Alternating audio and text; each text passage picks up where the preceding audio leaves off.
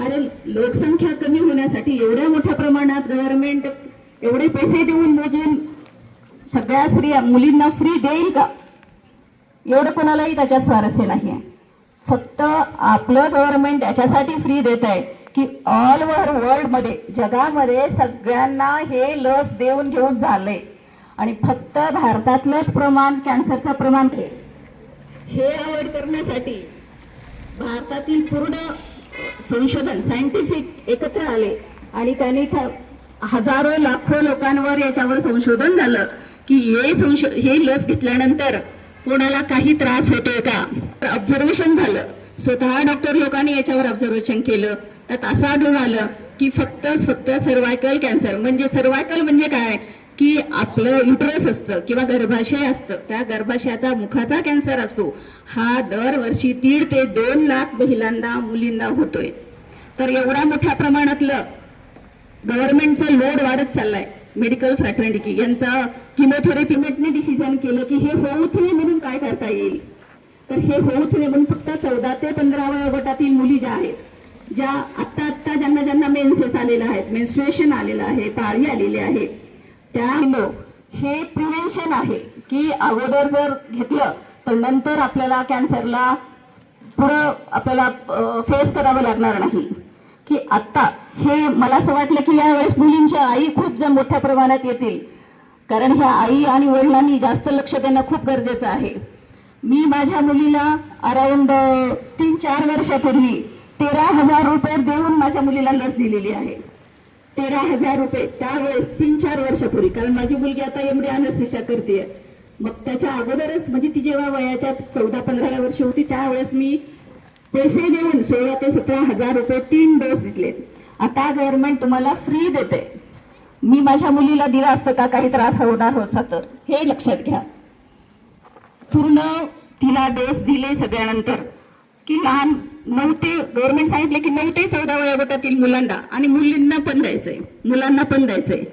पण आपले पालक आणखीन पण त्याबद्दल अवेअरनेस नाहीयेत की ऑलरेडी स्त्री ही की सगळ्यात शेवटी खाणारी, सगळ्यात शेवटी स्वतःची काळजी न घेणारी म्हणून आहे. आणि त्यात आणखीन पण पालक वृंद मुलींसाठी आणखीन पण करण्यासाठी पुढे येत नाहीयेत की व्हॅक्सिन ही काळाची गरज आहे. की आपण पोलिओचे डोस दिले, पूर्ण तुम्ही जन्मल्यापासून जेवढे काही डोस देतात ते सगळे व्हॅक्सिन आहेत, लस देतात, त्याच्यातलीच एक प्रकारची ही एक लस आहे. तर या लसीमुळे काहीही प्रॉब्लेम नाहीये.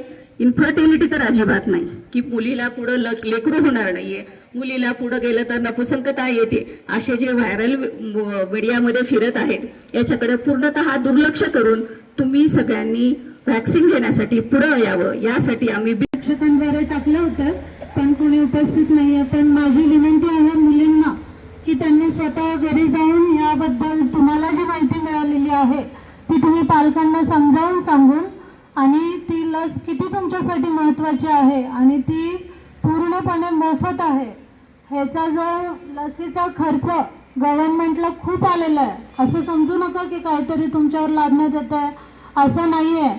ह्याचा खर्च खूप जास्त प्रमाणात आहे. तरी गव्हर्नमेंटनी ज्यांना जी जास्त फायद्याची आहे 14 ते 15 वर्ष वयोगटातील मुलींना ही लस आता खूप गरजेची आहे म्हणून तुम्हाला चालू केली आहे. अशी तर ही लस 9 ते 14, 9 ते 15 पुढे म्हणजे सगळ्या मुलींना देऊ शकतो आपण. आणि ही लस परत नंतर इन्फेक्शन झाल्यानंतर घेऊन काहीच फायदा नाही आहे त्याचा. तुम्ही त्याचा अतिशय अतोनात असतो, त्याच्यामुळे तुम्ही विचार करा आणि घेतल्याने त्याचा काही साईड इफेक्ट नाही आहे.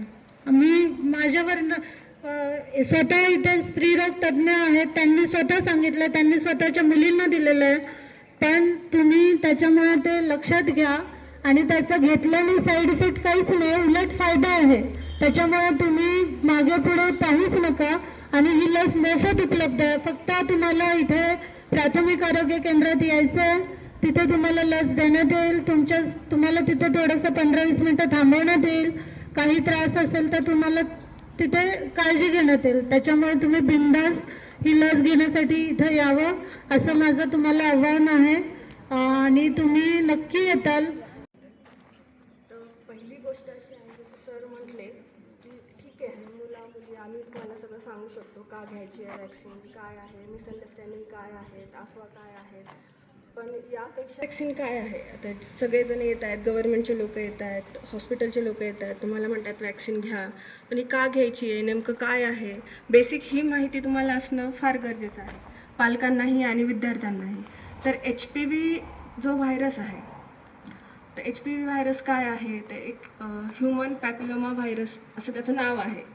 तर हा व्हायरस काय करतो, जसं स्किन टू स्किन कॉन्टॅक्ट झाल्यानंतर हा व्हायरस आपल्या जर शरीरामध्ये आला तर त्यानंतर त्या व्हायरसमुळे काय होतं, मेन म्हणजे जे सेक्शुअली ट्रान्समिटेड डिसिजेस असतात, म्हणजे तुमचं कॅन्सर, त्यानंतर बाकीचे पण खूप सारे म्हणजे मुलांमध्ये पेनिसचा कॅन्सर असतो किंवा घशाचा कॅन्सर, त्यानंतर व्हल्वा, व्हजायना, ह्या सगळे जे जेनायटल ऑर्गन्स असतात त्याचं कॅन्सरमध्ये ट्रान्समिशन होण्यासाठी हा व्हायरस जास्त रिस्पॉन्सिबल जास्त वाढतो.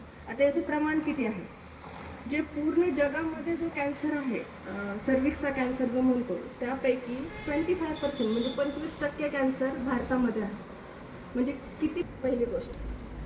तर दुसरी गोष्ट काय की तुम्ही म्हणाल आम्ही वॅक्सिन नाही घेतलं तर आम्हाला कॅन्सर नाही झालेला. बऱ्याच जणी आहेत की आम्हाला झालं नाही, मग ज्यांना होतं त्यांनाच का होतो.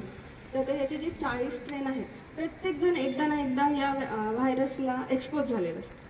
कोणी असो, मी असो, तुम्ही असाल, ला एक्सपोज झालेले असतात, त्यांची इम्युनिटी त्याला सफिशियंट नसते, त्यामुळे त्याचं कॅन्सरमध्ये रूपांतर होतं. जे माइल्ड व्हायरस असतात त्यामध्ये ज्यांची इम्युनिटी चांगली आहे, आपली प्रतिकारक शक्ती जे म्हणतो आपण, त्यामध्ये कॅन्सरमध्ये रूपांतर झालेलं दिसत नाही. पण आता हे तुम्ही आणि मी ओळखू शकत नाही, कोणाला हाय रिस्क व्हायरस येणार आहे, कोणाला साधा व्हायरस येणार आहे. त्यामुळे वॅक्सिनेशन करणं हे फार गरजेचं असतं. तर आता वॅक्सिनेशनमध्ये आपल्याकडे गार्डासिल 4 आहे, सर्विवॅक 2 आहे. तर जे सर्विवॅक 2 आणि गार्डासिल 4 आहेत, तर सर्विवॅक 2 जे 2 हाय रिस्क स्ट्रेन आहेत त्यासाठी ते खूप चांगल्या पद्धतीने ॲक्ट होतं. आणि एकदा जर तुम्ही लस घेतली, असं नाही आहे की आज लस घेतली, हा डोस पूर्ण केला, त्यानंतर तुम्हाला 5 वर्षांनी बूस्टर घ्यायचा आहे किंवा 10 वर्षांनी आणखी घ्यायचं आहे. एकदा लस घेतली तर तुम्हाला आयुष्यभरासाठी ती